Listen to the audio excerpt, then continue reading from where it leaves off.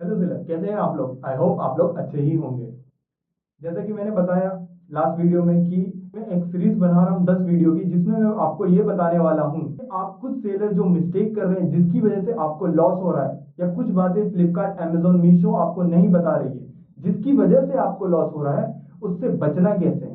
Okay, आज हम बात करेंगे कैलकुलेटर के बारे में कि हमें कैलकुलेशन कैसे करना है जिससे हमें जो प्रोडक्ट हम सेल कर रहे हैं वो प्रॉफिट में आए। आप बोलेंगे ये तो बहुत आसान है, हमें फ्लिपकार्ट एक कैलकुलेटर प्रोवाइड करता है जिसमें बता दिया जाता है इतने से इतना आपको मिल जाएगा नेशनल, जोनल या रीजनल। तो आप यही गलती कर रहे हैं और यही मिस्टेक कर रहे हैं। वो जो कैलकुलेटर है एक्यूरेट नहीं है, उसमें पूरी जानकारी नहीं बताई जाती। कुछ हिडन फी नहीं बोलूंगा, लेकिन कुछ कुछ हिडन चार्जेस होते हैं जो आपको नहीं मालूम और आपको जानना बेहद जरूरी है। ओके, मैं 10 वीडियो बनाऊंगा और हर एक वीडियो में यूनिक इंफॉर्मेशन दूंगा आपको। आप ध्यान से वीडियो देखें और समझें और अपना लॉस होने से बचाएं। अगर आप लॉस में चल रहे हैं तो ठीक कर लें, अगर कम प्रॉफिट में बिजनेस कर रहे हैं तो भी आप इसको ठीक कर लें। अगर आप नए सेलर हैं तो हमसे जुड़े रहें, इस चैनल पे आपको पूरी डिटेल्स ई कॉमर्स के बारे में मिलेगी। ओके, तो डायरेक्ट स्क्रीन पे। तो दोस्तों, हम अपने डैशबोर्ड पे आ चुके हैं जैसा कि मैंने बताया था। अब मैं फ्लिपकार्ट डैशबोर्ड ओपन करूंगा। ओके, ये मेरा डेमो अकाउंट है, इससे बता देता हूँ। जैसे कि फ्लिपकार्ट जो है ना, कैलकुलेशन के लिए ये कैलकुलेटर अपने को प्रोवाइड करता है। ओके, आपको मालूम ही होगा। इसमें लोकल, जोनल और नेशनल 3 कॉलम होते हैं। लोकल वो है, इसके बारे में थोड़ा बता देता हूँ। ज़्यादा डेप्थ में जानना है तो आप मेरे को बता दीजिएगा, मैं बना दूंगा वीडियो। ये लोकल ये है जो अपने लोकल एरिया से ऑर्डर आता है, जहां आपका सेलर हब है, जहां आपसे सेल करते हैं। जोनल जो आपके जोन से आता है, समझ रहे हैं आप। साउथ के सेलर हैं तो साउथ से के जितने भी स्टेट हैं वो जोनल में काउंट होगा, समझ रहे हैं आप। नेशनल, सपोज आप दिल्ली में आपका ऑर्डर हैदराबाद से आता है तो वो नेशनल कहलाएगा। केरला से आता है नेशनल कहलाएगा। महाराष्ट्र से आता है वो नेशनल कहलाएगा। और नेशनल की फीस ज़्यादा होती है। ओके, इसलिए हमें कैलकुलेशन हमेशा नेशनल के बेस पे करना चाहिए। एक बात क्लियर रखो आप अपनी बात, कि कैलकुलेशन हमेशा नेशनल के बेस पे करना है। मैं ऐसा रिपीट इसलिए कर रहा हूँ, कुछ सेलर जो है ये मानते कि नहीं भाई मेरे को बीच का आ जा रहा है ना तो बस है, जोनल के हिसाब से जाते हैं, जो कि बहुत बड़ी गलती करते हैं। आपको जोनल के हिसाब से कभी जाना ही नहीं है, कभी कैलकुलेशन करना नहीं है, समझ रहे हो।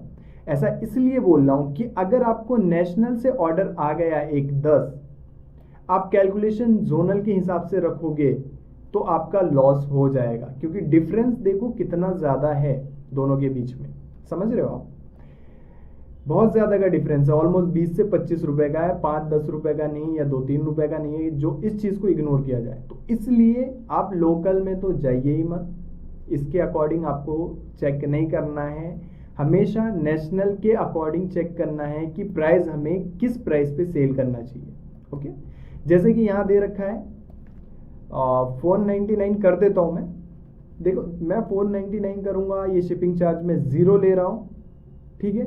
मेरे अकाउंट में ये बोल रहा है, फ्लिपकार्ट बोल रहा है कि आपके अकाउंट में जो है 311.55 पैसे आपको आएगा। 311 रुपए मान लेते हैं आ जाएगा आपके अकाउंट में। क्या एक्चुअल में इतना पैसा भी आता है, वही क्लियर करने के लिए मैंने वीडियो बनाई है। ओके, ठीक है। तो नेशनल का कैलकुलेशन करना है, पहली बात, ठीक है। दूसरी, जो नेशनल में अगर सोचते हैं कि अगर हम 499 में प्रोडक्ट सेल करें तो 311 रुपए आएगा, तो मैं बता दूं बिल्कुल नहीं आएगा 311 रुपए। आपको जो आएगा 290 रुपए आएगा अराउंड, ठीक है। 305 रुपए आ सकता है, 303 रुपए आ सकता है, ठीक है। 311 कभी भी नहीं आएगा, ठीक है। ऐसा इसलिए है क्योंकि इसमें कुछ चार्जेस जो है TDS चार्जेस और भी चार्जेस है, उसको दिखाया नहीं गया है, और यहाँ भी बता रखा है कि ये एक्चुअल जो अमाउंट है नहीं होता, समझ रहे हैं। अभी मैंने कुछ सेलर का देखा था, उन्होंने क्या करा, सबसे पहले तो यहाँ अपना सेल ज़्यादा लाने के चक्कर में, यहाँ एग्जाम्पल के लिए बता दे रहा हूँ, 499 डाला, उसका प्रोडक्ट आ रहा था 310 रुपये में, लेकिन वो सोचा कि 328 रुपये मेरे को यहाँ आ जाएंगे तो मैं 10 रुपये भी कमाऊंगा, 200-300 ऑर्डर आ जाएंगे तो मैं काफ़ी अच्छा अर्न कर सकता हूँ।